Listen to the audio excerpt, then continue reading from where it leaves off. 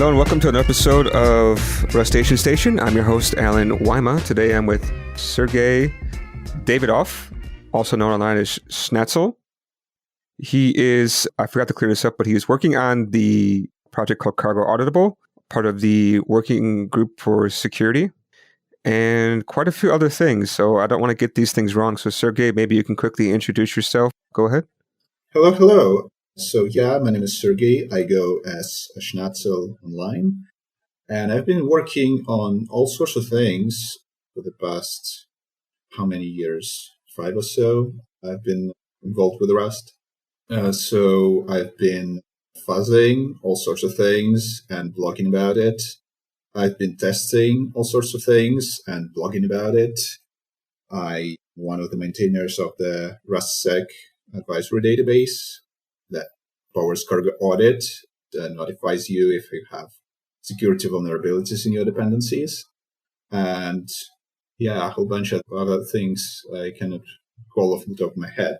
So you mentioned cargo-auditable. That slots right into that work. The problem it solves is that right now, Rust has tooling to check for vulnerabilities at the source level. So you have your project in Rust, you have the cargo lock associated with it, you can run a tool on the cargo lock, and it will report what vulnerable dependencies you have. Like maybe you have outdated OpenSSL, or there was a vulnerability in some Rust crate that you depend on. And that's fine, that all works well, but that's not really the point at which you want to check for vulnerabilities. You want to do this on compiled binaries in production that may be shipped to users, or that may be running on your company's servers, or that may be in some Docker container you got from somewhere. And that's impossible right now because there is no cargo lock in the binary. It's impossible to know which versions of which dependencies went into your final compiled program. So cargo-auditable is meant to solve that. And the one-line description is it embeds cargo lock into the final binary. The details are more subtle because you cannot just embed the cargo lock because the format is not stable. And there are 3 revisions right now, and more are probably coming. So it uses a custom JSON format, and it stores it in a special compact way. But that is the gist of it. And then you can run cargo audit on your binary, and it will tell you what known vulnerabilities your compiled binary has. And cargo auditable is already supported not just by cargo audit, but also by some other tools, Sift and Trivy, which can scan containers and file systems and all sorts of stuff. As of recording this, I have recently released cargo-auditable, and I'm working on other things around it. One of the things is I'm trying to extend this system to binaries that have not been built with cargo-auditable. So there is no dependency information embedded in them. And yet I'm still trying to extract some dependencies. The way it works is I'm abusing the panic messages. If you run strings on your Rust executable, you will find that the panic messages obviously encoded as strings, and they contain paths to the rates in which the issue appeared. Just contains the full file system path to the file in which the panic occurs. And those file system paths actually contain crate names and crate versions. So as of recording this, just before recording this, I have finished up the implementation of that extraction, and I'm wiring it up into cargo audit so that you can run it even on legacy binaries that you never got the chance to build with cargo auditable and still audit them. Okay. Yeah, I've heard this before about the panics and they're embedding strings in there. And also, I think the way panics work too is different when you have a release versus when you have a debug build. I don't think so. Or at least maybe they do, but I'm not aware of that.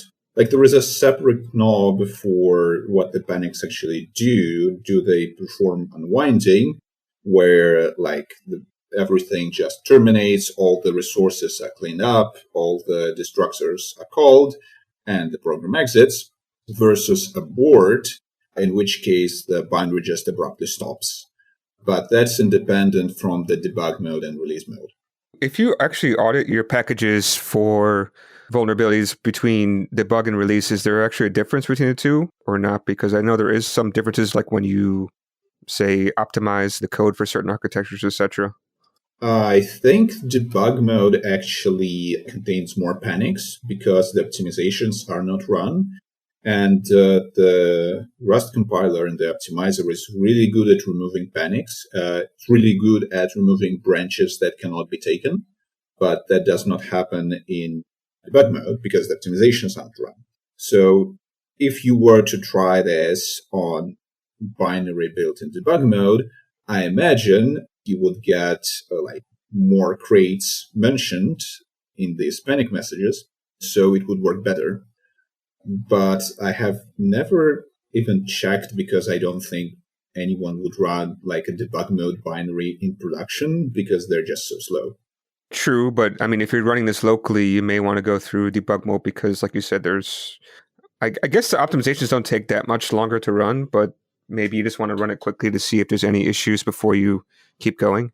If you are just doing this locally, you should just run cargo audit on your cargo log file and not the binary. Then you don't have to do anything else. You don't have to involve the binary. Like, it's literally the same information. So cargo log is actually more complete than this heuristic detection based on panic messages because not all crates panic. So some just don't panic. Some could panic, but the optimizer removed all of that.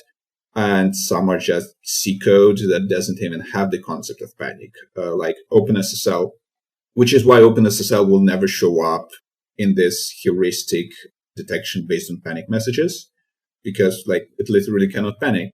And I think that's a big problem because you have to update OpenSSL pretty frequently. And it would be nice to know that you have it outdated, but you just have to use cargo-auditable for that when you build your binaries. And I don't think there is a shortcut there, or at least I haven't found it yet. Yeah, that's a good point. I mean, is it quite clear about what's the guarantees that you provide versus what's not guaranteed? I mean, obviously, like you just said, if you run this on the binary with OpenSSL, even OpenSSL may be vulnerable, but you're not going to report on that, if I understand correctly. Yeah, so there are several moving pieces here. One is proper cargo auditable, and the other is the heuristic detection based on panic messages that I'm patching up because not everyone's using cargo auditable. So if you're using cargo auditable, then in case of OpenSSL, if you are building it into the binary statically, because you can also use it as a shared library, you just try to use the OpenSSL that's already installed in your system. And if there is none, then it errors out. That's also an option. But if it is linked statically, then in case of OpenSSL, it is detected and it is reported on because OpenSSL specifically, the way Rust bindings work is there are two separate crates. One is the Rust code for interfacing with OpenSSL, and the other is just the OpenSSL source code in C. And the source code is in a separate source package ending with src, and the Rust bindings are in bindings package ending with sys. So that's OpenSSL-src and OpenSSL-sys. So because of this split, the version of OpenSSL code being used is visible to Cargo. It ends up in cargo log, and with cargo auditable, it also ends up in the final compiled binary, and so it can be detected. Unfortunately, most other packages that bind C code do not do that. So there is no separation between the source code to the Rust bindings. And sometimes you cannot even opt out of getting the source code bundled. Like some packages, if you don't have the library installed system-wide, they will just bundle it anyway.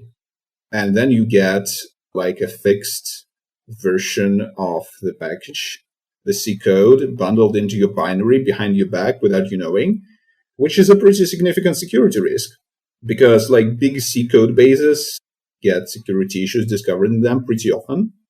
So a member of the Rust Secure Code Working Group, Alexis Mousset, if I'm pronouncing that correctly, which I'm probably not, has written a proposal on this separation between bindings, the sys crates, and the source code, the SRC crates, and how that should work.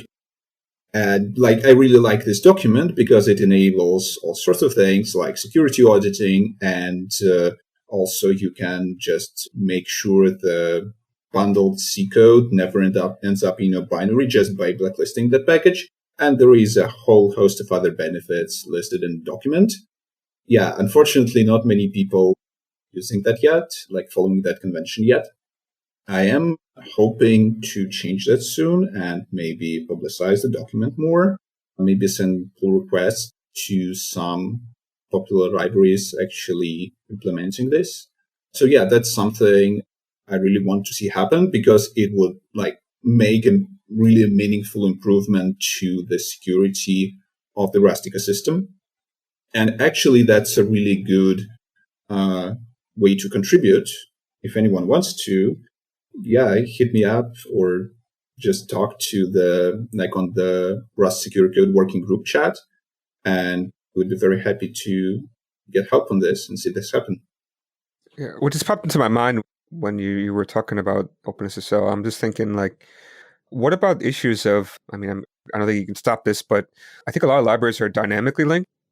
So if, say, the one you're working on is fine, and then the one you have, the user's machine is not, that could also be a problem that obviously this cannot help, right? Yeah, that's a problem.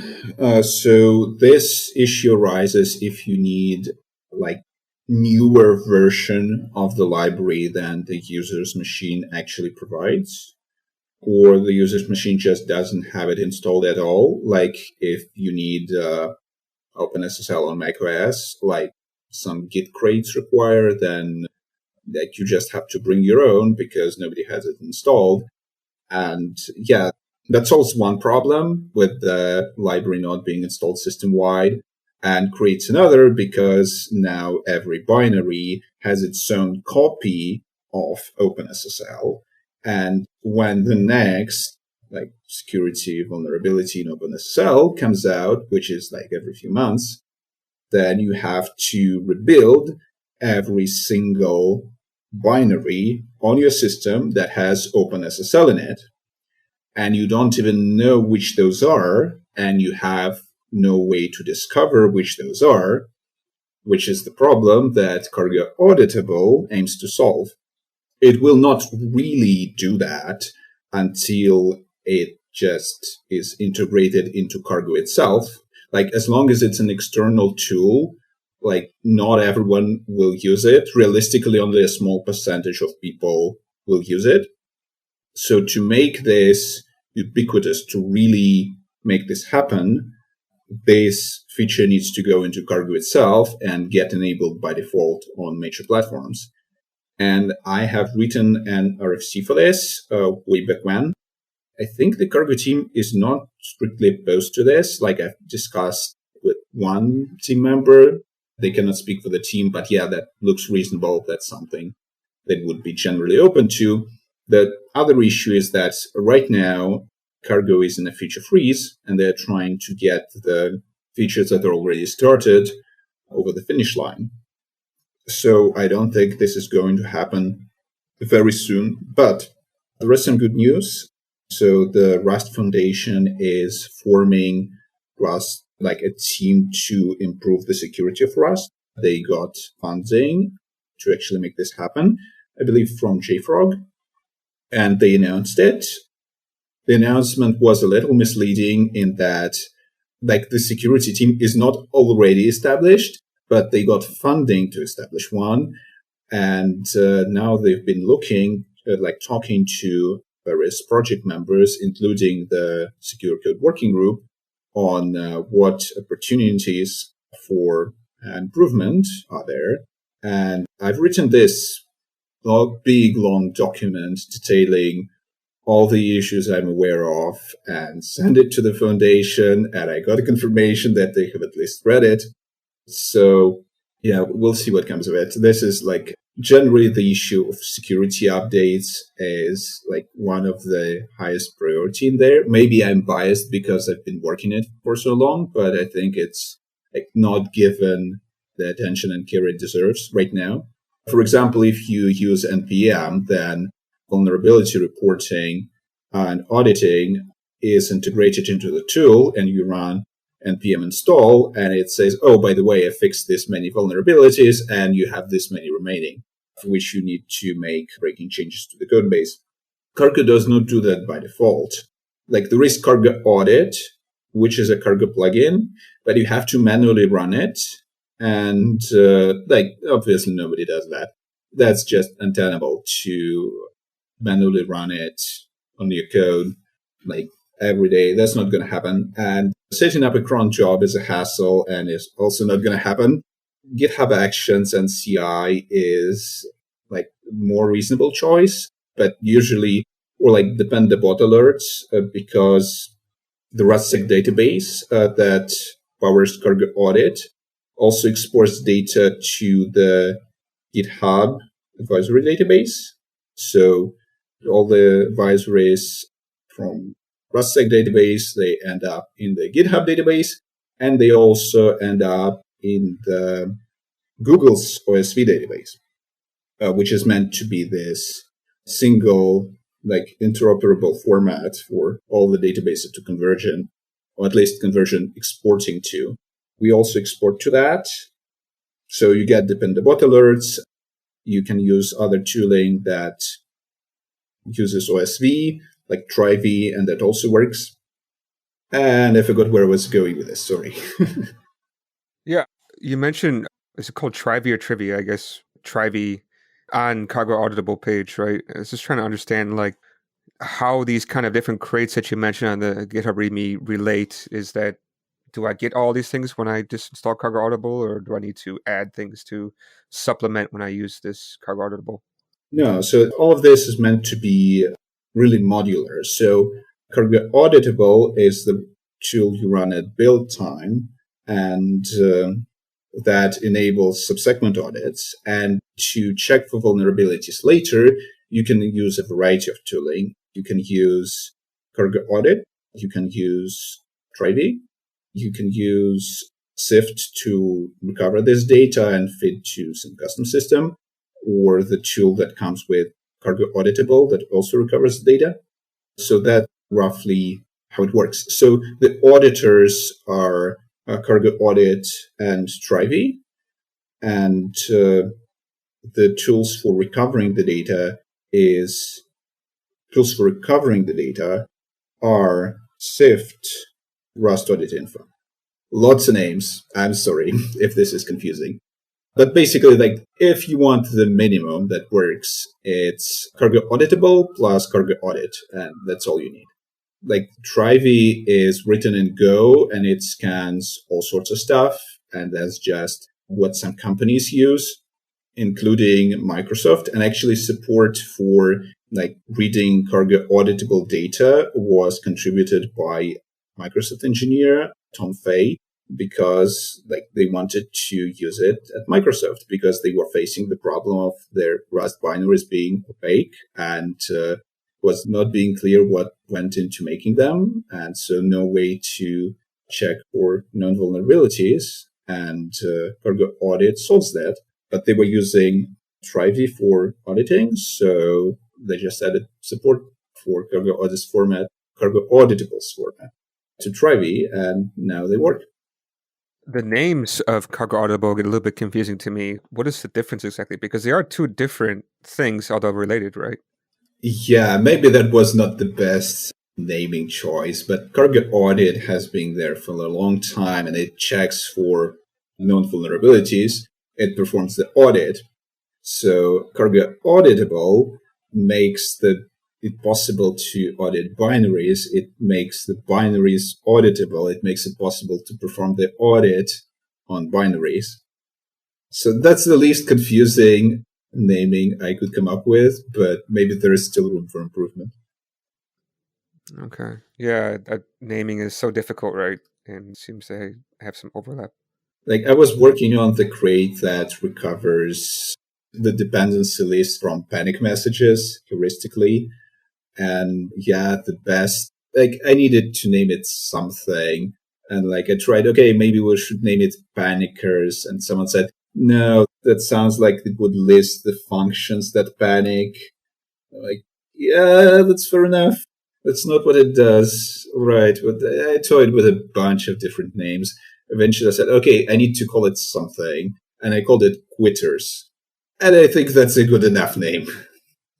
I'd kind of like to go back to your past, right? Because, I mean, this is some very specific knowledge that you have to know in order to make this kind of stuff. Like, how did you get started into this kind of work? Is it just kind of a hobby that turned into like a full-blown, what I would call obsession in a bad way, but really passion in your work to start off from? Oh, I have an origin story. So it goes like this. At around 2014, so the country I was living in was implementing some online censorship and surveillance. And I was starting to look into the whole area of privacy and security for that reason. I want to understand what's happening and how it can impact me. And I think that was also the year when the Snowden documents were coming out during the summer. So that was a fun time to get into the topic. One of the things I did fairly early on and realized that there was this new tool that came out, a fuzzer, really the first actually practical fuzzer that was finding real vulnerabilities. It was called American Fuzzy Lop, or AFL for short, and basically spawned the current generation of fuzzers. And I looked at the tool and I decided, okay, let me try to use it. This is a cool new tool that's supposed to find vulnerabilities. Let's see what it does. So I took the library that does video decoding for Firefox on Linux, and I gave the fuzzer some really basic. I think I gave just one sample of what that video file is supposed to be like, which is not a good starting point for a fuzzer. Like, ideally, you want to kick it off with wide selection of different valid files so that it can then discover interesting invalid states. And if you don't do that, then it will just spend a lot of time discovering possible valid variations and probably not even discover all of them.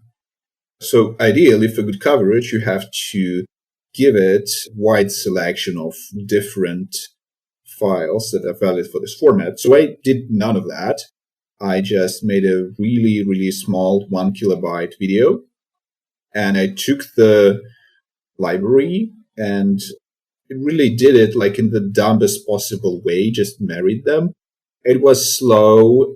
I think I did several different mistakes because fuzzing C code is not as easy as fuzzing Rust code. Cargo fuzz makes fuzzing Rust code so easy, so easy and so fast. You just run cargo fuzz in it and you fill in a few lines, cargo fuzz run, off you go. All it takes is 5-10 minutes. But fuzzing C code is a lot harder. And I think I'd made 2 or 3 different mistakes when fuzzing it. So it wasn't even good by any means. And on my machine running on a single thread, it found a heap buffer overflow in an hour. So I was obviously concerned because heap buffer overflow is kind of the textbook example of an exploitable vulnerability, especially in the browser context. And any website I visit can play video by default. or at least could at that time. I think there are some very basic restrictions on it now.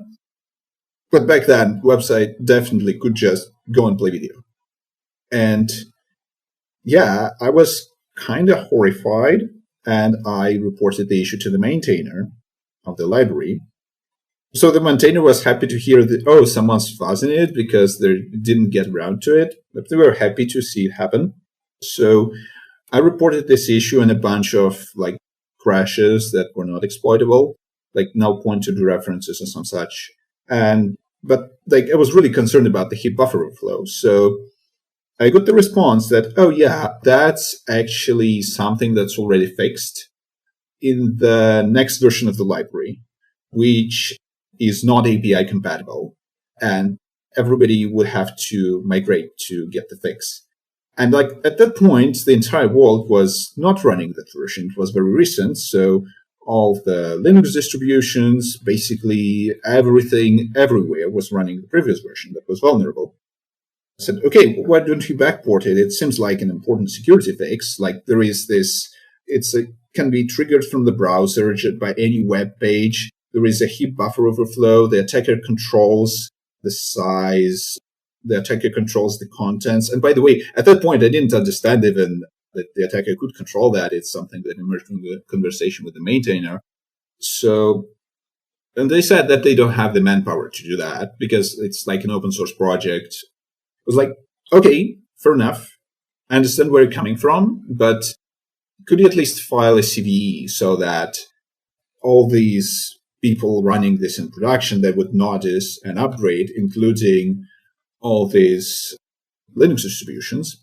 And the response I got was, if they file a CVE for every such bug they fix, they will never get any actual work done.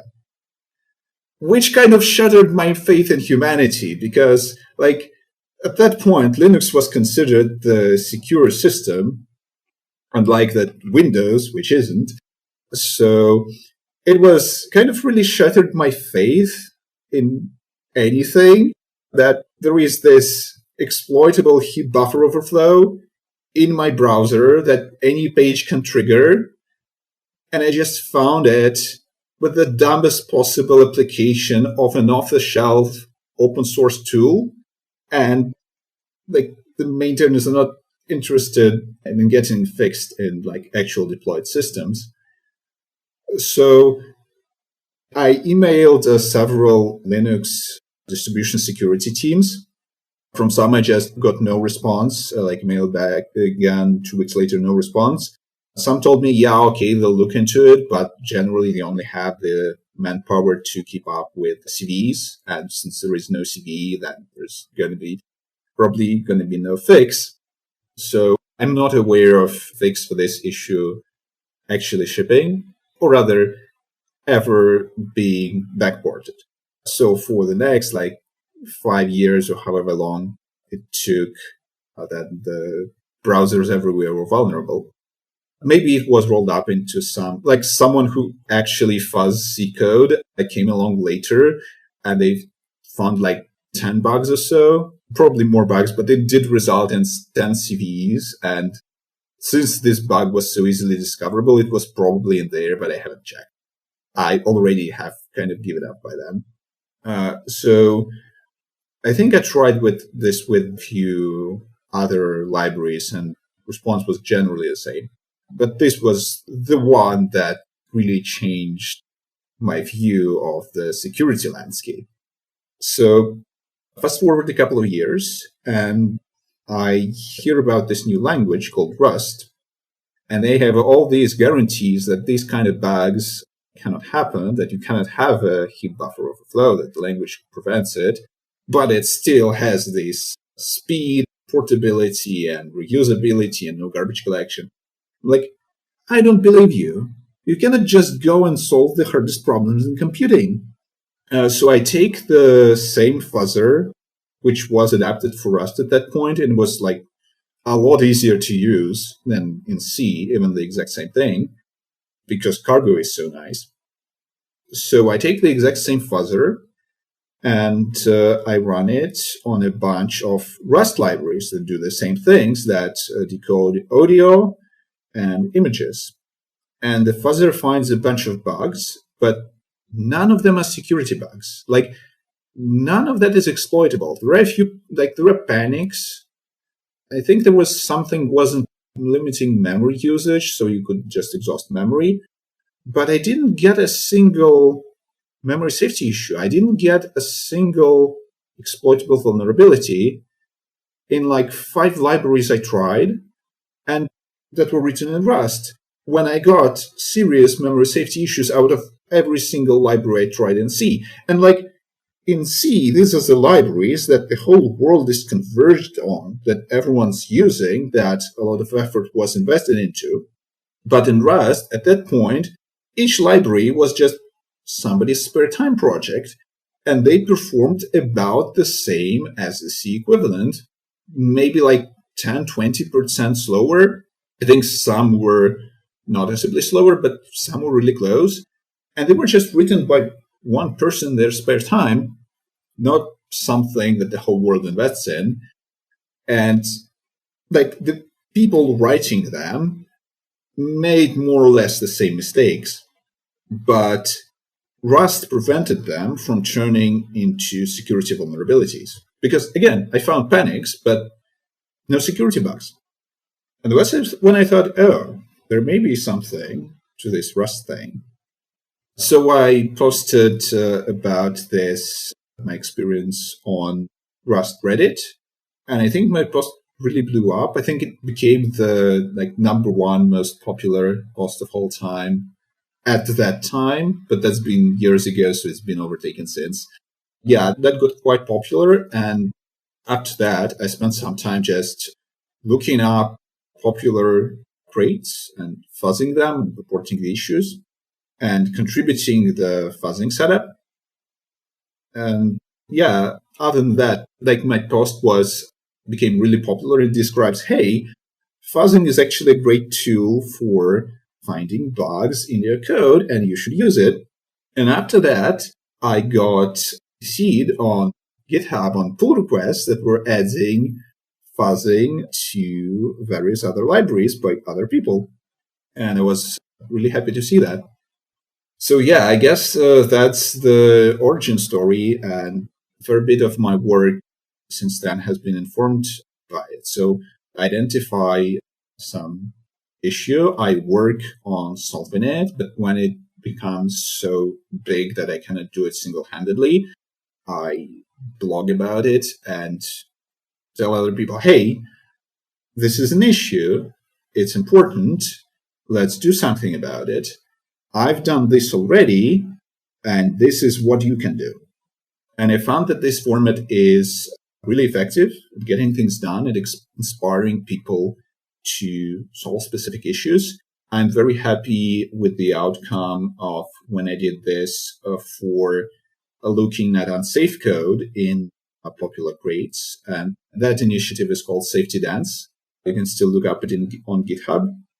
I looked at some widely used crates and looked at the way they use unsafe and realized that it's not actually necessary in there. I could rewrite it safely, either by using clever compiler trickery or just by using new standard library functions that did not yet exist when this code was originally written. And also, in the course of doing that, I found some security bugs. So I think I audited and cleaned up one library and then blogged about it and said, hey, this is actually a problem. These bugs are not all serious, but this is this unsafe code does not have to be there. So let's go and where it makes sense, where it doesn't regress performance, where it doesn't regress ergonomics. This is actually something we can improve. This is something we can meaningfully affect. And a whole bunch of people joined, and we did discover some more security issues, and we did remove a lot of unnecessary unsafe. And I'm really happy with the outcome of that. But with this, actually, there's a couple of questions I wanted to ask on this one.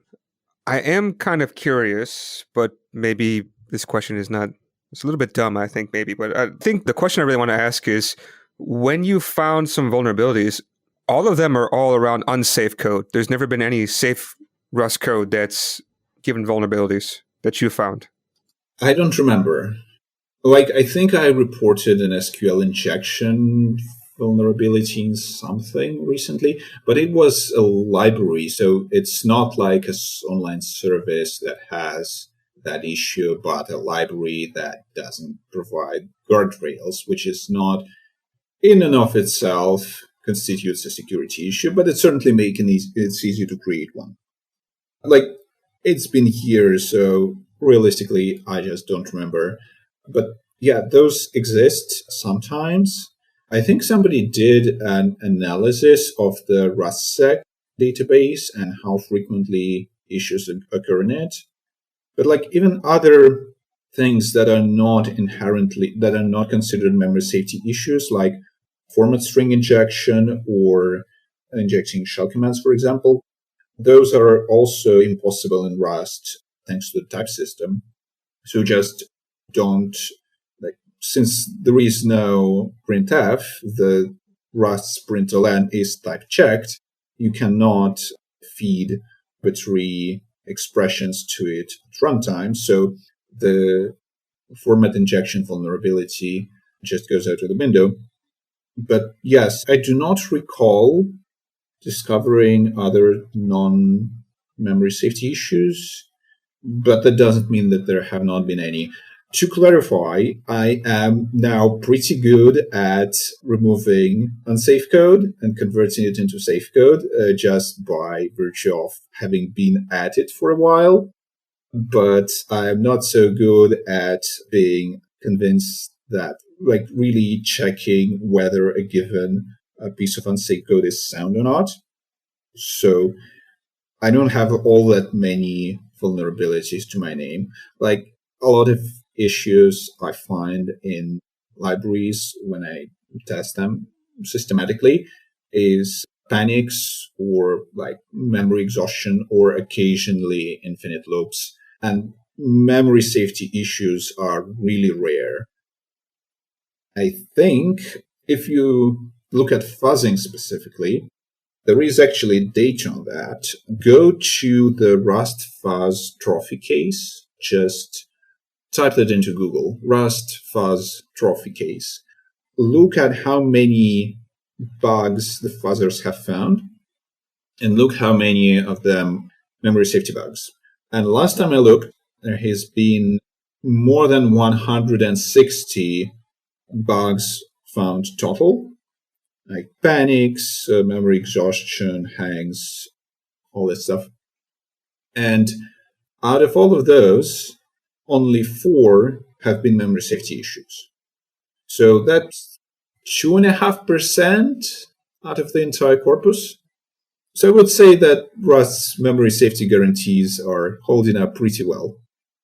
Even in practice, even when people use unsafe code, seeing actual memory safety vulnerabilities is quite rare. Yeah, it's quite interesting. Yeah, I also don't recall finding anything really damning, like something as egregious as the bug I found in the video decoding library used in the browser, the heap buffer overflow with attacker-controlled contents and length. I don't think I've ever discovered anything like this in Rust. It was usually more contrived. There was one bug like that was in experimental code that nobody has been actually using, that's been in development, and that fuzzer has found. And then I talked to the maintainer, said, okay, we need to, this one instance of this, we need to refactor this code so-and-so, we need to remove this unsafe. And he said, yeah, okay, and did that. And that kind of issues is not possible now, even in that experimental code that's not been released. So yeah, even the severity of the memory safety issues I've seen in Rust seems to be lower, or at least in my experience. I'm not a peer-reviewed study. Yeah, that's quite interesting. When you submit these kind of vulnerabilities to maintainers, right? I was a little bit surprised to hear that the one that you originally found that they didn't want to kind of report a CVE for their own sake of time. I mean, imagine how much time they would be costing somebody else if they had some issue because of that. That's why I feel it's a little bit shocking. So I share your feeling, but what people usually say when you report some kind of issue when you start testing and poking at their libraries? So contrary to my experience in this ecosystem, where the maintainers just didn't want to do that, and even the dedicated security teams did not act on my reports. In Rust, issues tend to be taken very seriously. So I do not recall contacting a maintainer and then just ignoring it. When I had a memory safety issue that looked potentially serious, I think everybody took it seriously, except one project, which I'm not going to name, but you can guess. So yeah, that experience has also been radically different, partly because in C, there really is a constant stream of memory safety issues. And it is indeed extremely time consuming to treat every single one as a potential security issue. And many people just check out of it. I've seen it in organizations as well since then, that people just it's not feasible to properly handle every single one. And in hindsight, I kind of understand where the maintainers are coming from. I still don't want to live in a world where this is the norm, but from the human perspective, I understand that's really a lot of very boring work. And I can, on the human level, understand why they don't want to be doing that, because they would just get so overwhelmed with them. Even the major projects, they do not usually treat a memory safety bug as a security bug. They squint at it, they said, this is probably not exploitable, and close it and go ahead with their lives. And this is not just for their sake, but for everybody else's sake, because if every single memory safety issue were treated as a security issue in C code, then people and organizations all over the world would be doing basically nothing other than patching their systems constantly. Really, you can look up the OSS Fuzz, which is, again, a fuzzing service for open source maintained by Google. And once the issue is fixed, it's released to the public. Either it's fixed or after a set period. I don't remember, it's 90 days, something like that. So you can look at the number of issues reported by it in the past year that are memory safety issues that are flagged as security issues. And you can look up how many CVs the project actually had filed. And memory safety issues are always underreported, or almost always. Maybe there is some project I have not seen that actually treats every single one as a potential security issue. I have not seen that. So in Rust, the memory safety issues so rare that we have the luxury of taking them seriously. We can say, okay, this looks like a memory safety violation. Let's just get everyone to upgrade. And we have this luxury because in Rust, these issues are so rare. And the problem with C approach, there are two problems, really. When you look at an issue and you say, okay, this is not exploitable, well, this is not exploitable by you after 10 minutes of thinking about it. By an attacker who is more determined, maybe it is, or who is more qualified in exploitation, maybe it is, you never know. And actually checking is very expensive because getting someone with the right expertise to spend a significant amount of time on every single bug is quite expensive. And Also, each issue may not be exploitable in isolation, but there are many of these which you have called not exploitable. And then you get the combinatorial explosion of all these issues and all the interesting ways they could be combined.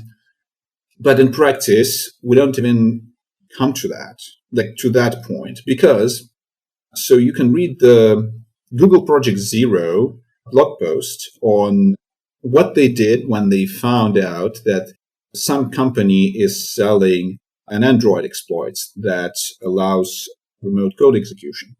It was a kernel exploit in the Linux kernel. So the question they posed was not how did someone discover an exploitable bug in the Linux kernel. The question was, okay, we have these hundreds of bugs that are probably exploitable and aren't patched.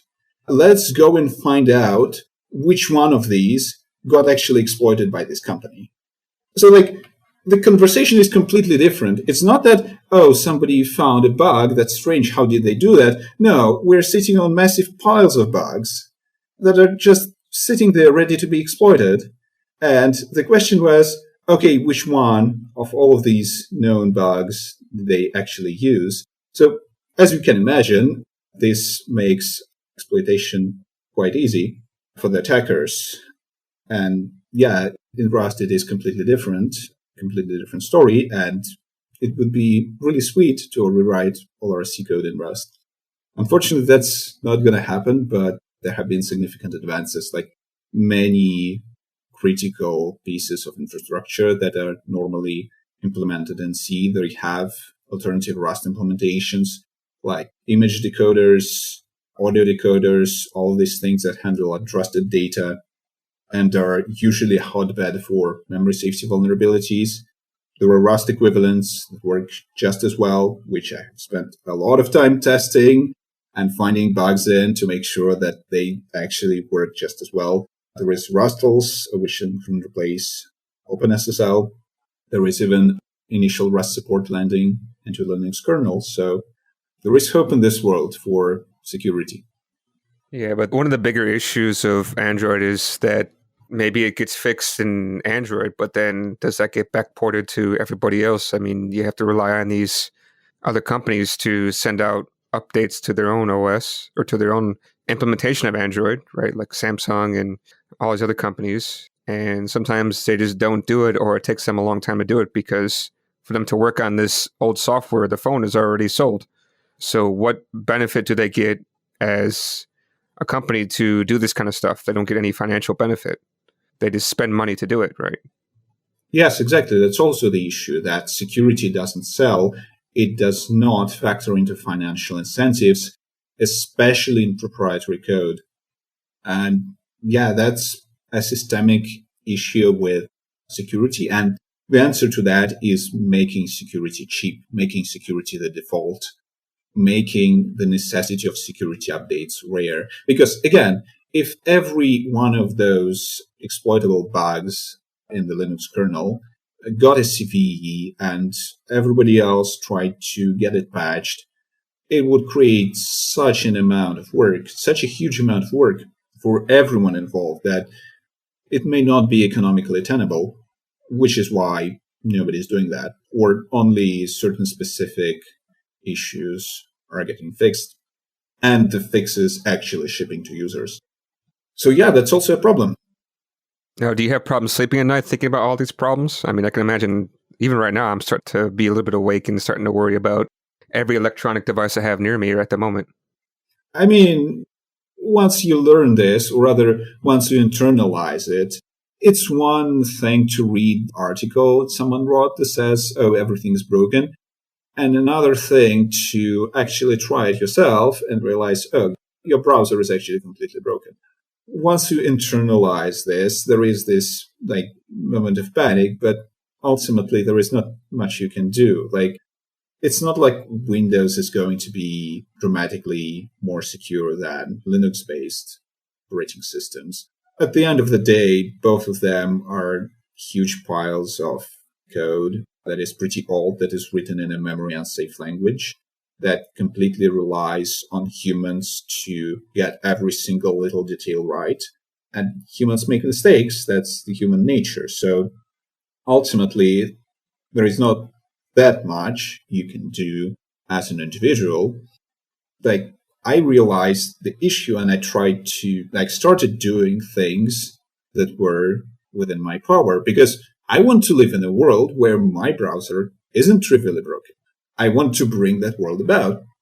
I'm not a security specialist. I don't have any formal training in the field. I can probably not write an exploit myself, but I can do things like, hey, I know there is this spec decoder or PNG decoder or GIF decoder in Rust, and I have a bunch of those images flying around, just accumulating on my hard drive over all this time. So let me see if it actually works, if people can actually adopt it to replace this C code. And if they cannot, let's find those issues where it doesn't decode the image correctly, so that someone then could just take this Rust code and use it as a drop-in replacement for the C code, and it would just work. Or like all the other things I did, like cargo-auditable, fuzzing, safety dance, all of those other things. Like, I'm just doing things that are within my power and that I think are a good return on investment. There is actually a specific framework I use for evaluating what I should be working on. And I have recently come across at someone actually formalizing it. It came with a note that lots of people reinvent this independently, and I certainly was one of them. And the framework consists of three things: impact, neglectedness, and tractability. So impact is how impactful would solving this issue be? Neglectedness, how many people are already working on this? How much money is already being put into solving this problem? And tractability is how tractable, how feasible it is for me to actually solve this problem. So ideally, you want to work on something that is high impact, that nobody else is working on, and that is tractable for you given your specific skill set. For example, like climate change is a problem. It's a significant, serious problem. It may be an existential problem for humanity, but it is not neglected. There is a lot of people working on it already, and I do not have any specific skill set that would be useful for solving it. Like, I'm a programmer, I do not immediately see how that applies. And even then, there's already a bunch of programmers working on it. And then let's look at something like security updates for Rust. Like, people having a vulnerable OpenSSL, like in production all over the place, linked into their binaries, it's kind of a problem. Like, it's not an existential problem for humanity, but it's a security issue, it's a privacy issue. Those things can translate into serious consequences for a large amount of people.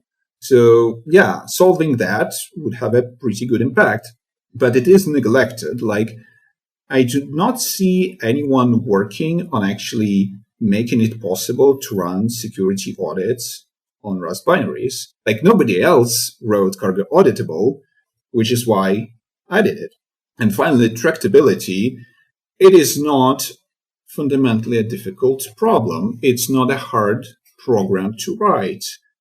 Like, the basic prototype was a shell script. It just ran obj copy, and it took this, like, it was literally a shell one-liner. It just used obj copy to embed the cargo log into the binary in a dedicated section. And that was all there is to it.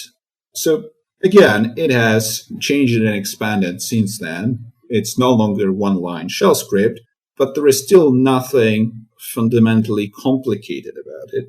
It's all really straightforward. You could get, I don't know, university student to write it. So it is pretty good impact. It is neglected with no one else working in it, and it is tractable for me. It is something that I can make meaningful progress on single-handedly. And so I worked on it. Well, we'll see what the results are. I am hoping to eventually integrate this into Cargo itself so that it's just available out of the box without people even having to think about it. And making it ubiquitous certainly would make it much more impactful. But I'm happy with the progress so far. What's the current status on integration to Cargo itself? I have not really looked into it yet. So Cargo is still in a feature freeze right now. It's not clear when it's going to leave feature freeze. So I just don't know. I released the out of 3, like the prototype that uses a Cargo subcommand.